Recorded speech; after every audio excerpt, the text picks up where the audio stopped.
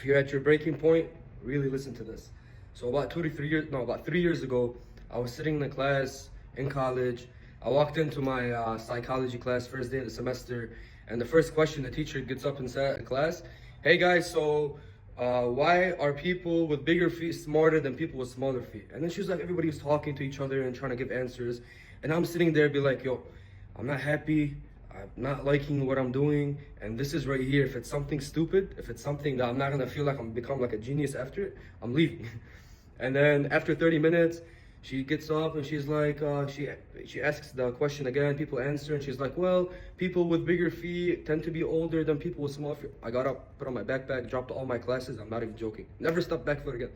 And I remember my mom was very disappointed because she kind of came up here to the U.S. You know, she was an immigrant in the U.S. She really sacrificed so much, and then seeing her son kind of dropping out of college, she thought like, this is it, it's done.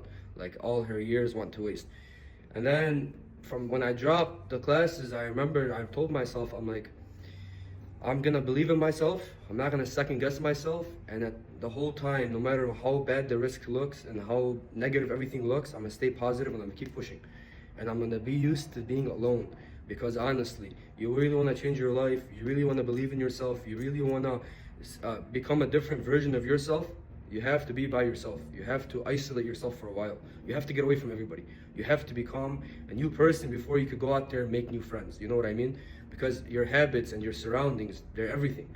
So, got isolated, believed in myself, you know, dropped the classes, took the risks. I have never had anybody to help me. I've never had nobody come, you know, give me anything.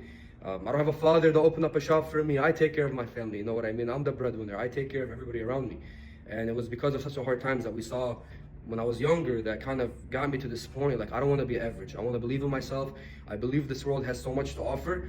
I think if I believe in myself and I dream big and I work really hard and I become very consistent and I don't look at any negativity, only positivity, and I find solutions to every problem, I will make it. And over the years, there's a lot of setbacks, of course, but then at the end of the day, I got to one of my dreams that I dreamed of since I was 15 years old. And I did it alone. And I didn't use anybody's help.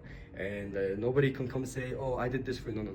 I did this. I worked for it, hard for it. And I believed in myself. And at 25 years old, I don't see why anybody else younger today can't do the same thing. Believe in yourself, hustle hard, be consistent, be a good person, have a nice character, and I promise you will become successful. Take care.